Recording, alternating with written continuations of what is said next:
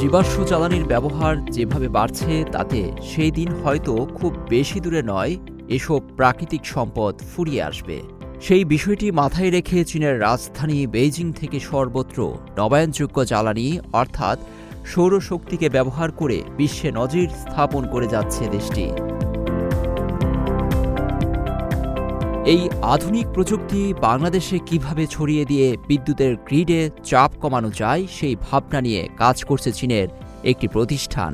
আবাসিক ভবন থেকে শিল্প প্রতিষ্ঠান এবং হাসপাতালের ছাদ অনেক স্থাপনাতেই এখন চীনের সৌর প্রযুক্তির ব্যবহার হচ্ছে।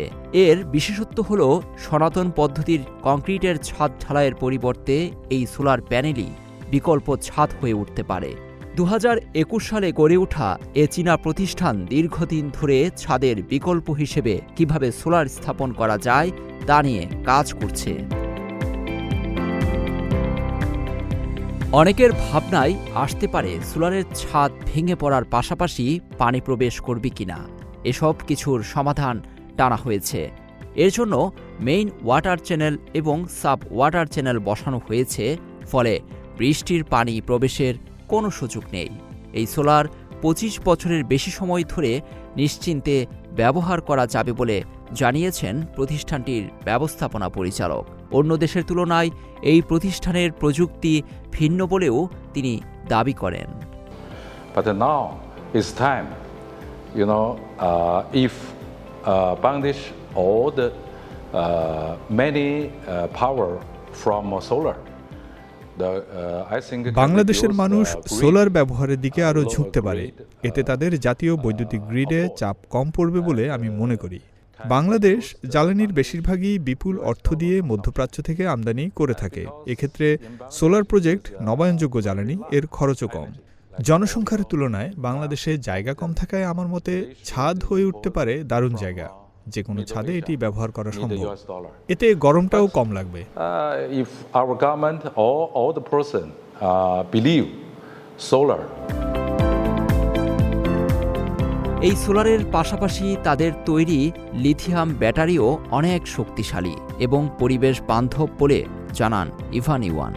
But our technology অন্যান্য প্রযুক্তি যেখানে 1 মেগাওয়াট বিদ্যুৎ উৎপাদন করতে পারছে, সেখানে আমাদের এই প্রযুক্তিতে 2 মেগাওয়াট করা যাবে, যা অন্যান্য প্রযুক্তির চেয়ে দ্বিগুণ বিদ্যুৎ দেবে। এদিকে 3 বা 4 হুইলার গাড়িতেও চলছে সোলার বসানোর কাজ। রাজধানী ঢাকাসহ বৃহত্তর শহরে যেভাবে যানবাহনগুলোর সংখ্যা বাড়ছে তাতে সোলারের মাধ্যমে চার্জ হলে সেখান থেকেই চলবে এ গাড়ি।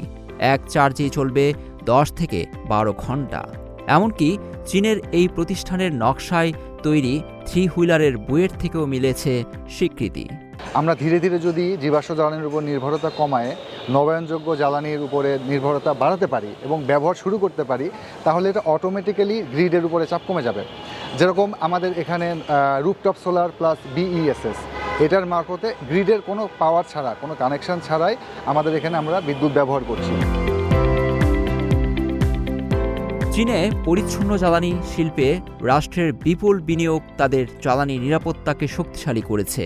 নবায়নযোগ্য প্রযুক্তি ও রপ্তানি চীনকে বিশ্বমঞ্চে তার রাজনৈতিক ও অর্থনৈতিক প্রভাব বাড়ানোর সুযোগ করে দিয়েছে।